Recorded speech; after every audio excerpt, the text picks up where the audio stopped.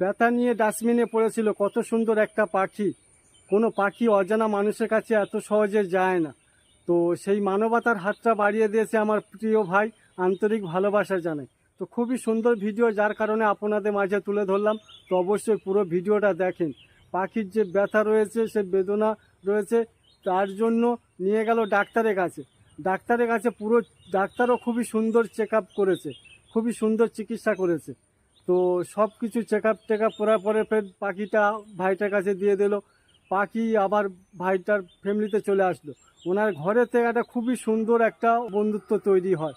সেই বন্ধুত্বটা খুবই ভালো লেগেছে। আর মানবতার জন্য অবশ্যই যে ভাইটা দেখিয়েছে পাখিটা, যেটা জীবন যে বাঁচিয়েছে, অবশ্যই ভাইটার জন্য তো অবশ্যই ভিডিও থেকে লাইভ কমেন্ট অবশ্যই দেওয়া দরকার। আর ভিডিওটা যদি আপনাদের ভালো লাগে, অন্যজনকে দেখার সুযোগ করে দেবেন। আর আমার